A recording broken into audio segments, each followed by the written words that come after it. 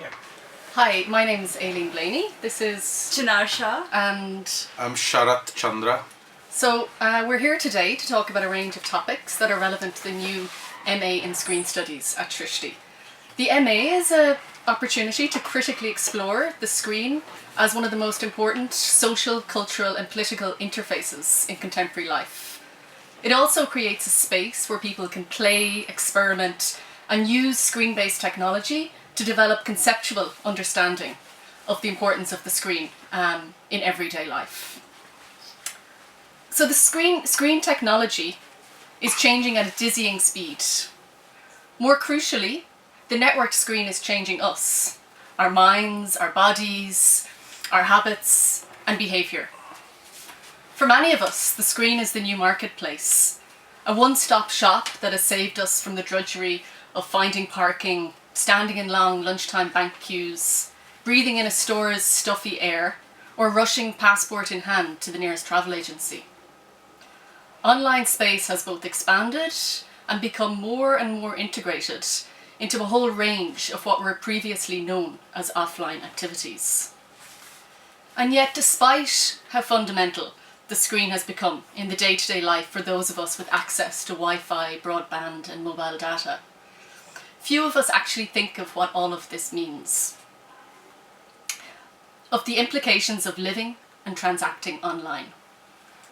The politics of screen-based software is an area that we need to engage with if we want to gain understanding of how screens are impacting us. Sharath, can you think through some of these ideas in the context of the networked society in which we now find ourselves?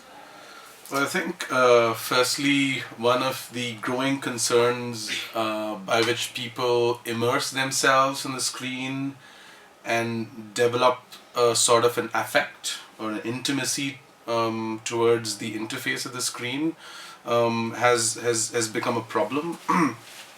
Simply because right now the way people engage with social media and social networks somehow alienates themselves from the real world, and this is a growing concern that people are more and more connected to this interface where people are able to now like bridge long distances, redefine what challenge traditional norms of labor, where production is possible over distances now in the network society, and co-located presence is becoming more and more possible, where you don't have to really be in one physical location in order to have your effect be felt to a person that you like or dislike over a screen. And so this raises interesting questions, and it has changed the way people actually behave in the real world, and this is just over the last 15 years. And so this is a radical shift that we're seeing, basically boiling down to ways in which people relate to the screen and not essentially a person. So this is interesting. Is there such a thing now as a real world as opposed to an online world and offline world? Can we even talk about that in the way that we might have 10 years ago? What is real and what's unreal, when so much of what we do is online is so part of how we live, how we think? Yeah. So I think it's unfair to separate the online and the offline, just like how it's unfair to separate analog forms of creation and art and digital forms of creation and art, because modes of production often are intertwined. But I think at this point it's good to question what people do with the interface in the network society. And I feel the real problem is that people aren't engaging socially and politically enough. The context, like a strong social and political context, is lacking, whereby affect is taking over. So people have much more of a subjective emotional relationship with the screen, which then of course goes down to how people, or like how businesses and the internet as we see today look at that human affect that is predominant in our relationship with the screen, and how that is then capitalized to to ends that really do not add any value or essence to human life. So that is the main concern, not separating the online and the offline. I think we've bridged that state now where the online and the offline. How do you think businesses are capitalizing on this screen interface through which they now do a lot of their business with their customers? How are they using that, capitalizing on it? Do you mean to say the underlying politics surrounding the screen? So this probably needs a little bit more of a historic precedent. So the invention of the television, in a way, promised this co-located telepresence, so to speak, that reached every living room, 9 p.m. news time, except that the television was a passive medium. And so when the computer screen was invented, when the computer was invented,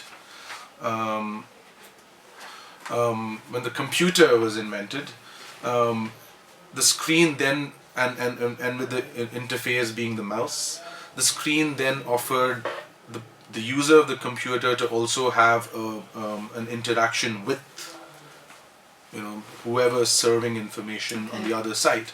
And so this is a very important bridge, and at this point I think it's fair to bring on the work of Myron Krueger, who was a computer scientist and a screen artist mainly, who also coined the term virtual reality.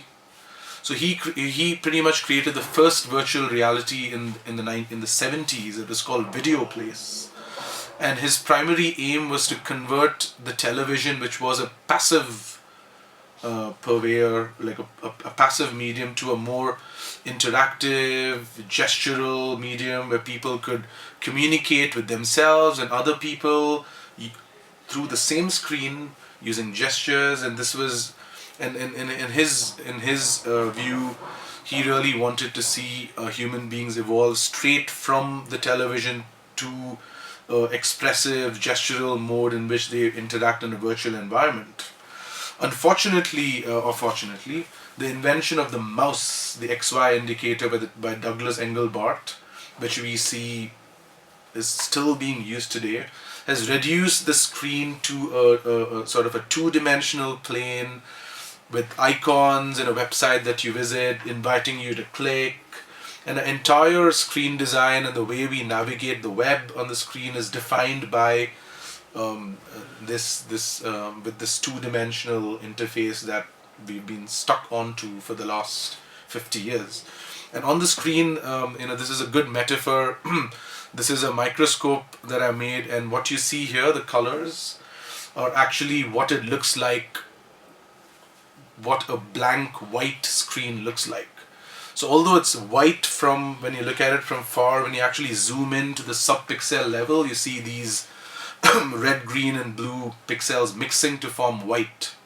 And I think this is a really interesting metaphor because the guiding adage of graphical user interfaces was this term, what you see is what you get. But in reality, if you look at our interaction with the screen today, what you don't see is what you get. And this is an interesting metaphor because this is what a white screen looks like. When the colors mix and you look at it as white. Okay. And so coming back to that question that I diverted off, which is the politics behind the screen today, and it's essential to look at what we cannot see behind the screen.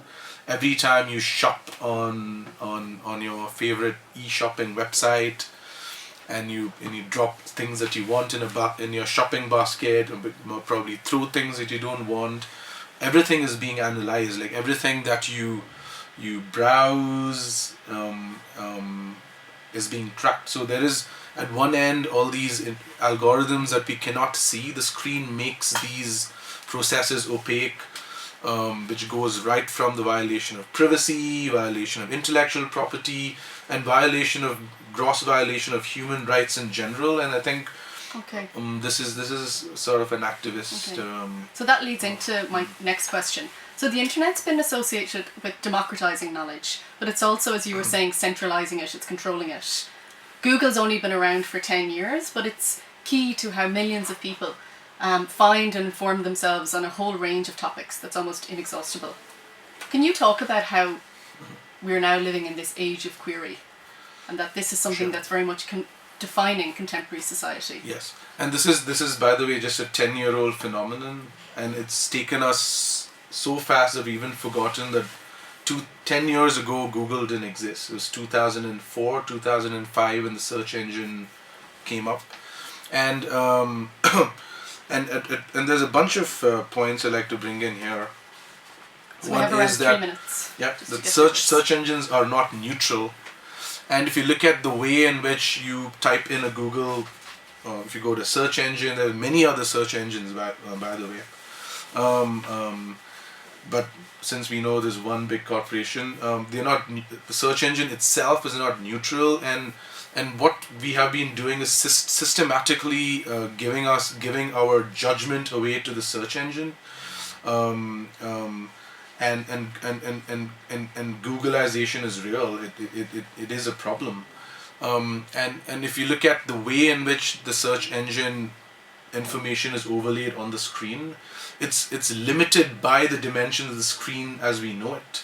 So there's a huge race to be on the first page of a Google search result, although you might have what you're looking for 20 pages down the line, or like the millionth page, and so this race to be on the first page of the search and the search engine rank is something that has biased the way in which we probably do not get the information we're looking for, or sometimes are fed information that's biased. So this is one important point. And another thing is how search engines do actually pose a threat to our privacy, because everything that you search on Google today, it could be your sexual preferences that you want to be private about, that comes out by a series of Google searches you've been making over 6 months. And so in a way there is a serious threat to our privacy.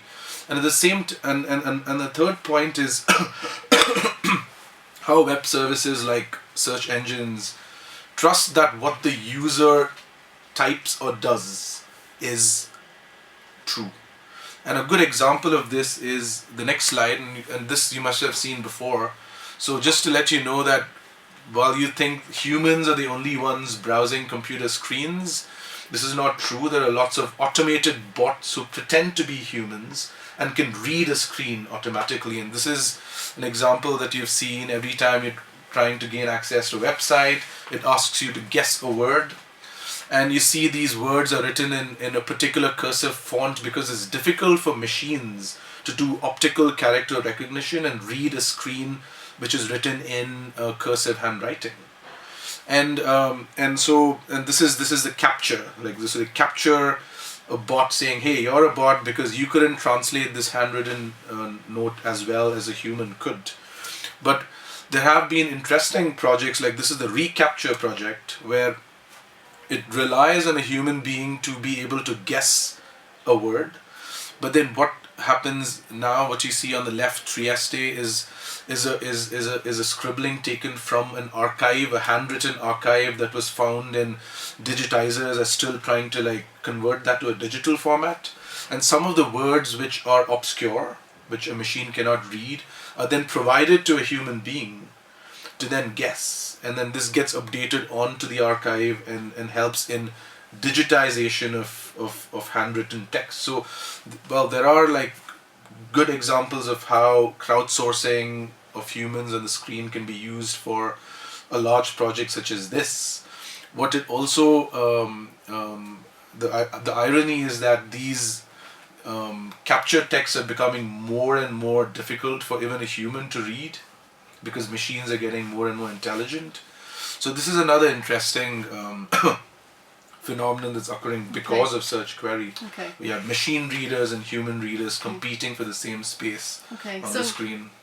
Thanks, Sharath, for teasing out some of those mechanisms behind search engines and this whole culture of querying. So I'd like to change gear now to talk about how the internet and other screen-based technologies have given rise to new modes of art practice, while also providing artists with a new set of subjects to engage with in their work. For example, in the case of a great number of contemporary and specifically internet artists, there's a critical reflection on what it means to be living in a digital culture that has radically changed human experience, cultural expression and communication. So let's consider the landscape, one of the oldest genres in painting and photography, and that's long been both a record reliable and unreliable of a culture's relationship to quote-unquote the natural world. Significantly, the genre of landscape has been radically reconfigured in the work of contemporary artists and photographers. Looking at the work of some of these artists is also a way of seeing our own entanglements with technology. So I'd like to show you some images by a Spanish photo-based artist called Fontcuberta.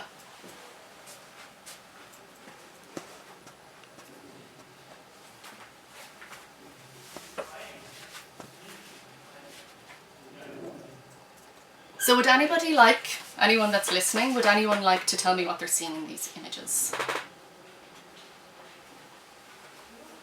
Does anyone have any thoughts on where these might have been taken? Where are the locations for these images? Shinar, Sharath? Maybe Arizona or maybe Alps or something? Okay, this looks like Arizona or the Alps. What do you think, Sharath? Where do you think these images were taken? I think it's on the moon. You think this is the moon? Or like some other planet. Okay. Is it? I don't know. Okay, so a landscape, a moon landscape. Okay, so we've Arizona, we've the moon. We have the Alps. This is definitely not the moon. So this work is called Landscape Without Memory. And we're not actually seeing landscapes of places that exist in any physical reality. So what the photographer has done is he's used software to make these images. And he's borrowed this military software that uses cartographic data, which is inputted into a machine, and it's then able to produce these spectacular, beautiful landscapes. Okay, so it translates cartographic data into 3D visualization. But what he's actually done, what the artist has done, is he's tricked the software, and what he's done is he's fed in paintings from Renaissance, for example. So painters like Turner, this is a Turner. So this was actually a Turner painting. He fed it into the software and this is what it produced. Duran, and this is what the software understood. Okay, so what's interesting is that Fontcuberta's work is an engagement with the landscape as a genre, using it to question what it means when a culture demands and desires beautiful and sublime images of nature. He says himself, if you keep the default setting, the software is endowed with an unconscious model oriented towards spectacular landscapes, something that should make us reflect on its inherent ideology, unquote. So, does anyone here maybe want to talk about what the ideology of this software is, from his point of view? Why does he think that the ideology of the software has this default mode where it's only giving us beautiful images? Because that's what we see all the time, like on internet, and that's the stereotypical versions of the landscape that we have been producing ever since like painting came into existence, or even photography. Especially with photography, it's the capturing of the real out there, and that's what we see, and that's what the software does. The ideology of the software is actually based on the stereotypical visuals that we have been grappling with all of these years. So we can start to see these interconnections. Yeah. So the software is only possible because of where photography has gone before the software. So the work is also a critical reflection on the nature of contemporary photographic practice and the wider field of image making made possible by screen-based technologies. In today's world, the photographer is no longer obliged to be physically present at a location with her camera, nor is it necessary for the place depicted to actually exist in physical reality. But this is not a negative critique of where technology is taking photography. If we consider that it's becoming more and more difficult to produce a photograph of the Earth's landscape that has not already been taken, and taking on Fontcuberta's statement, which he borrows from Marcel Proust, that I've shared and put up there for you now, indicates that new screen technologies are not only providing us with new sights, but new ways of seeing. So I'd like to turn quickly to an artist called Penelope Umbrico, and she uses the internet as both a subject and language in her work. So she takes images from online shopping sites, from social media sites like Flickr, Craigslist, and she has this to say about her own practice, okay, which is engaging and using the internet on these various different fronts. Okay, so in contrast to how photographs worked in the past, Penelope demonstrates the ease and speed with which images today can be produced. When Aperture asked Umbrico to produce a photographic work that paid homage to one of their publications as part of an anniversary exhibition called Aperture Remix, she chose to work with the Masters of Photography volume that features the work of greats such as Weston, Cartier-Bresson, Ansel Adams and others. But unlike Ansel Adams, who would go out and shoot the landscape in order to bring these vistas to the audiences of the day, in the work that I now want to show, titled Moving Mountains, 1850 to 2012, Umbrico didn't need to leave her studio to shoot the mountains. Instead, she could take images of landscape mountains featured in the Masters of Photography book with her camera, using its filters, apps and sensors to achieve all the photographic effects that she needed. So this is working with the Western image.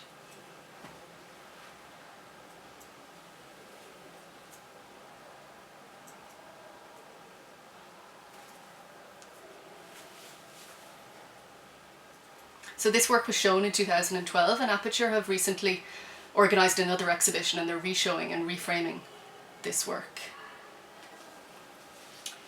In today's world, when there are millions of landscape and sublimely beautiful images online at our disposal, it's worth asking, what is the role of the photographer? When the viewer has already seen it all, what can the photographer show in their images? In Moving Mountains, Umbrico makes clear that the category of the master photographer is one that belongs in the past, and that the role of the photographer today is far more complicated than producing technically and artistically brilliant photographs. In your work too, Chinar, you use found images and you make new images with the images that you're finding online. Can you talk about how the computer and the internet provide a subject in your work and also give you tools to explore in your own photographic practice? And while you're doing that, I might just go through some of your images as well. Sure. Okay? Yeah. So to begin with what Sharath was saying, and I would like to start there, that how the computer and a screen is not really something that is a projection of our real world at this point of time. It is in fact an extension of ourselves, and it's a very experiential space in many ways at this point of time. And what happens in my work, especially in my work, I've been wanting to work with agriculture and connections with agriculture issues for a long period of time. And this is something I say many a times, that I learned as a kid when I was very, very young, that India is an agriculture-based economy. But I'd never really set foot on a farm at that point of time. In fact, till the age of 24, I'd never seen a farmland. But what happened eventually when I grew up is that I have a farm at this point of time on an online game called Farmville, which is hosted by Zynga. And so I harvest my crops on this game, I feed my animals on this game, I in fact buy pixels of land also on this game, which is really interesting because I have in fact never seen a farm. And this very moment of me stepping away from the farmland and still going inside the farmland also. And I'm an online farmer, but I'm also a photographer away from this keyboard, is what actually made this particular work, which is called Kheti Badi at this point of time. And to think about it, in so many ways, rural landscape has changed after the new media interventions, if we think about it.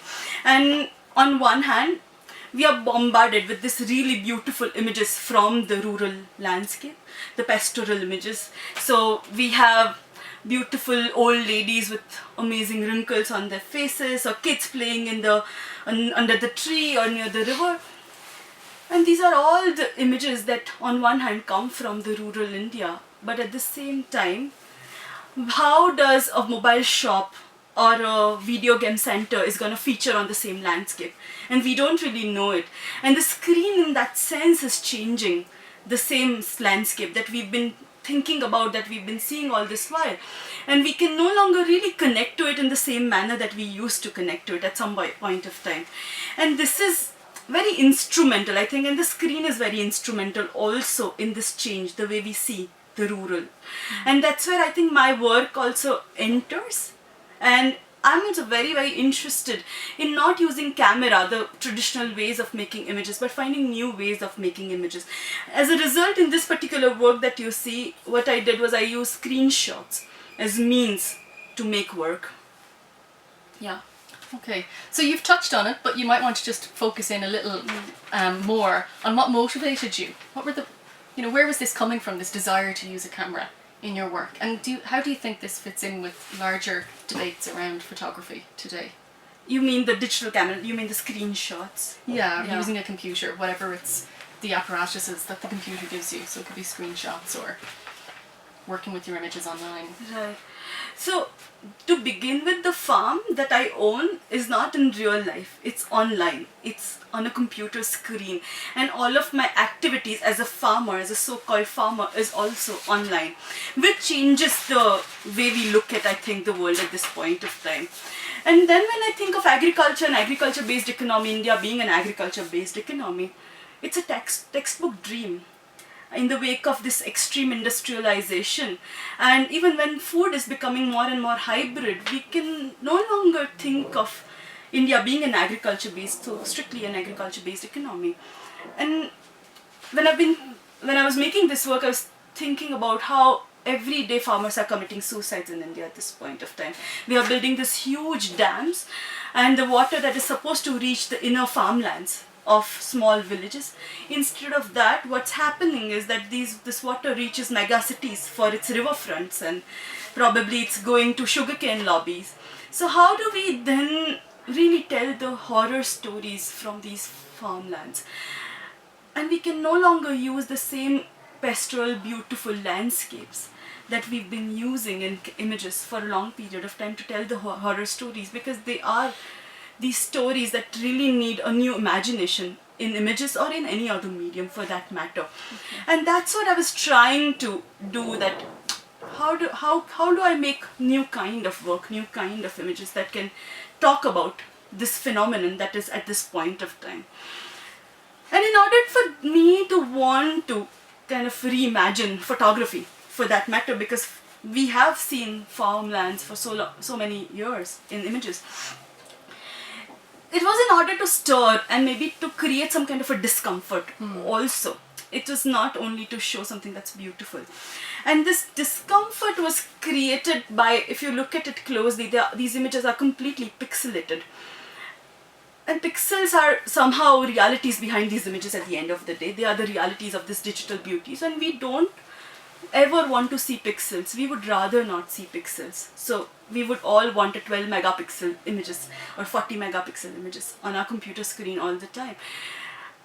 But in fact... So remember when we were setting this up and somebody was putting the images on the computer screen and they said, oh, there's something wrong. These images are, they're not working, they're pixelated. Yeah. So you're really using the pixel. The pixel becomes a language in your work. Yeah. So why was that so important to you in this work? Because it had, I thought that the images had to be broken into those pixels to be able to create that discomfort that I was talking about.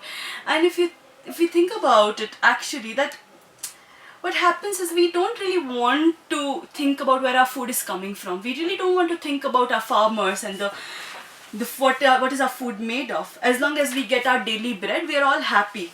But in order to start thinking about it, one had to really push these images, push them and break them into these pixels to, in some ways, serve the dinner. Do you think there's some correlation between how produced pixels? We eat genetically modified food, and genetically modified food at the end of the day is this, each and every genes and each and every DNA has been changed completely. So even if we think we are still eating the same brinjal or corn, it's actually a completely different food product. And this pixel, what happens is that you're actually going very close to an image and you're looking at it in its bare, purest form, which is the pixel at the end of the day. So yeah, there's a lot of correlationship between them. And to answer to your second question, which was if this fits into the larger debate of photography, and I think it does in many ways. As we speak at this point of time, there are multiple forums that are talking about the so-called death of photography. And this debate around death of photography has got nothing to do with reality of images and how we are all surrounded by images, but actually it's the access of images. And this access of images has really got nothing to do with visual literacy. So the more images we have at this point of time, we are more not thinking about images, we are merely producing these images, and the production and engagement with the images, and there's a big gap between these two. And that's where I think photography comes into picture, is that we need to start thinking critically about the images that we produce, the images that we consume, and the images that we're going to take forward at some or the other point of time. And if we are to do it, I think we need to rethink the medium of photography at this point of time, because if I may say, the screen is completely changing the medium of photography, and also the photography is changing the screen in return, and the photography is also changing our interaction with the screen. So we need to, in so many ways at this point of time, rethink the medium and push it. Just So like if to you were- add a point about the death of photography, and that's marked by the birth of the selfie. And how the selfie, although people say it's a new phenomenon, now that people have smartphones, that cameras can face themselves, and everyone's a professional photographer. But if you go back to the age of the television, when they had the analog camera, there was a period of 10 years after the television came into the living room where people used to indulge in what's called TV photography, which is a lost art, where there's a family watching Eiffel Tower live on in America on the television, and the family poses with Eiffel Tower on the TV in the background, and they generate a family portrait with the television image at the back. So it's interesting to see how photography as such with new media has so much to do with ephemeral events, a live event stream that you see on the internet, being wanting to capture that. And it's also Or interesting to capture. think about Photoshop, and now you can have an Eiffel Tower, you can download an Eiffel Tower image from Google, put it on Photoshop and put your images onto them. So it is an extension of what you're saying, but in a completely different manner, and we are changing the way we look at ourselves at this And I point also in time in heard these softwares. People who want to send pictures about, hey, I'm in India, and they want to send back pictures of India to their family back home, and they don't have pictures, they just download pictures of the city they live in from Google and make it a montage and send it to people. So you see this sort of the photographer through the lens of the archive coming in. So the shift from photography as we knew it to all these image making possibilities is as big as the shift from painting to photography. Yeah, absolutely. And everything was, doom and gloom from a painter's perspective when photography came on the scene, because what role did painting have when photography could represent nature with such exactitude? So similarly, where is photography now and where is photography in the future? And if we want to think about these next generation artworks, what is the place of screen-based technologies in this kind of future context? Well, I think to begin with, screen is a really, really new medium that we are encountering, and it's a completely different medium. So I think, for example, a day on Facebook would be equivalent to 100 years, because the kind of data that's there and the kind of activities that one does in a span of a day can be equated to 100 years in living life. And we are grappling with a medium that's moving at that speed and at a completely different space. And I don't think so we've really, in humanity, like in the history of humanities, we've really encountered with medium that's moving at this speed. If we think about writing or sculpture or painting, all of these mediums have had centuries to really work upon and reflect upon. Even when we think about photography or film, which are kind of screen-based mediums, they've also had years before this kind of responsive screen came into existence. And this responsive screen is completely changing the way we make work, we think about it. But because of its speed, what's happening right now is we only think about functionality of the screen. So how I have a presentation and I'm going to use the PowerPoint as the software to make my presentation, and not really reflect on what am I doing, not really reflect on the politics of these softwares. Why do these softwares exist to begin with? Have they created a new kind of need in us to create certain kind of things? But we can't really reflect at that speed, and therefore we need to stop at some point of time and see what are we doing. So for example, a tool like healing brush on Photoshop. What does it mean to be healing something? Why is it even called healing? And what about something like Excel sheets that are like part of our daily life at this point of time?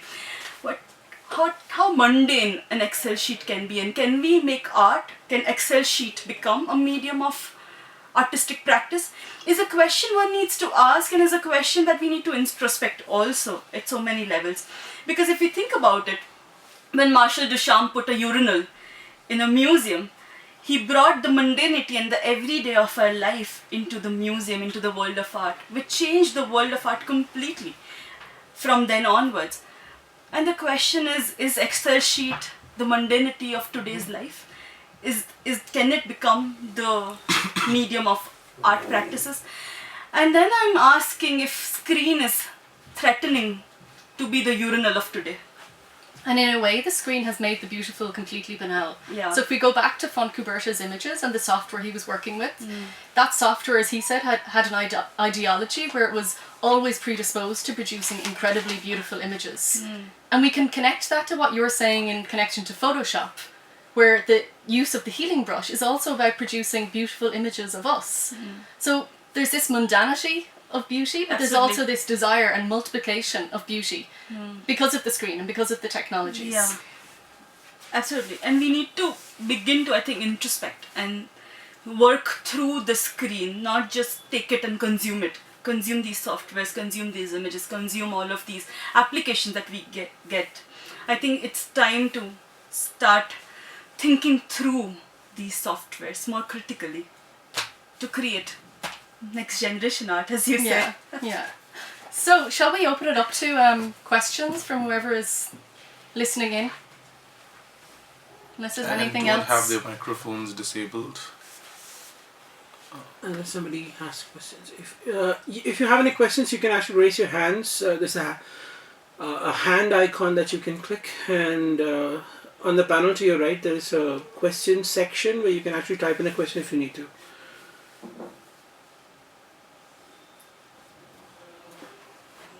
So Sharath Chandra, do you have anything else you want to add?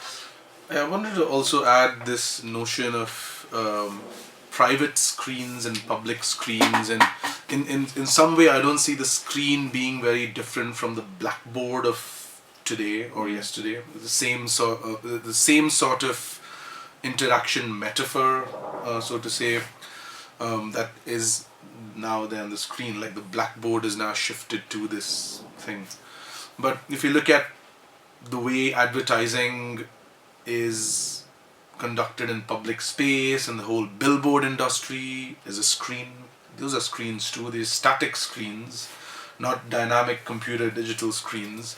And then moving to private places, like are there private screens? So a private screen for you and me would be our mobile phone or this laptop that's like facing us and not the world. Yeah. Isn't it significant though that the screen is now so responsive and the screen is now so intelligent?